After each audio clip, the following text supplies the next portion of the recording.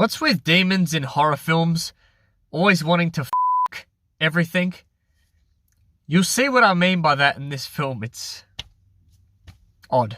Alright, so The Pope's Exorcist is Russell Crowe's newest film, and it explores Father Gabriel Amorth, who is basically the most famous exorcist of all time. He was basically the Vatican's go-to guy when some weird shit was going down. You know, medical professionals couldn't diagnose what was going on with these people.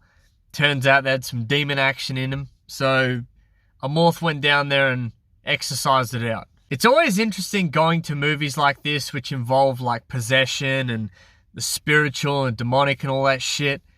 It's always interesting to talk to people on either side. People who don't believe in it and people who do believe in it. It's interesting to hear people's perspectives on why they don't believe in all this stuff.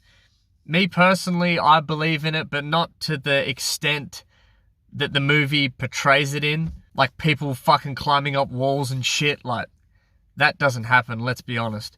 But if it did, like described in this film, if I was to see something like that, that'd be it for me. Fucking see you later. So the plot of this film, basically this family, they go to this fucking literally haunted house. Why would you even move in there in the first place? Because this lady's a widow and the house is all the husband left for this family. So they move in and basically their son gets full-on possessed and Amorth has to come and get some demon action out of him. So this story is actually taken from one of Amorth's books. His books basically are about all of his exorcisms and what's happened to these people and how he exorcises the fucking demons out of them. Definitely going to give them a read after I've seen this film. One thing I really liked about this film, it didn't rely on cheap horror cliches. Cheap jump scares you can see coming from a mile away, like in every single, you know, big budget Hollywood film. This did not happen in this movie. I don't think a single time. The scariness was supposed to be within the story, within seeing this kid full-on possessed. They didn't go for all these cheap jump scares, which was really refreshing to see in a horror film. Russell Crowe's performance, it was okay. It wasn't great. It wasn't bad. The last film he was in, Unhinged, I was a massive fan of that film. His performance was fantastic. In this one here, I'd say 50 to 60% of this dialogue is in Italian.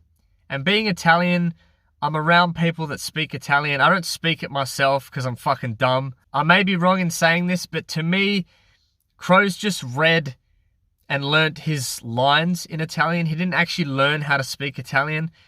And for me, seeing him on screen, his Italian was okay, but again, it just felt very generic and robotic, like he just learnt his lines and that was it. His accent was alright. To me, it came off sort of like a Frenchman.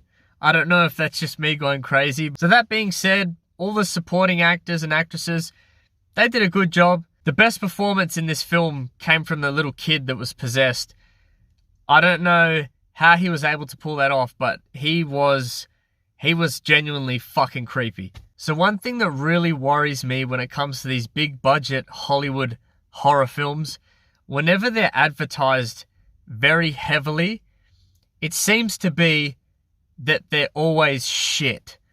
The more they advertise them, the shitter the film. It's, for some reason, horror in Hollywood is always like that. The best horror films are the low budget, independent horrors, indie horrors. They're always the best. This was literally advertised everywhere. Russell Crowe was speaking during Finn Balor's entrance about demons at WrestleMania. That's how much fucking advertisement there was for this film. And in the end, compared to all other Hollywood horror films, this is probably one of the better ones I've seen in the last couple of years. So is this a masterpiece? Not in the slightest. Is it terrible? Not at all. It's sort of just above mid. It's very passable compared to all of these other big budget horrors. This is on the better side. It didn't rely on cheap bullshit horror cliches. Russell Crowe's performance, it was alright. So I'm going to give this film a 6 out of 10. Ah! David got me! Oh! Oh! Oh! Oh! So if you've seen the film, let me know what you think, and thanks always for watching, and I'll see you in the next one. Cheers.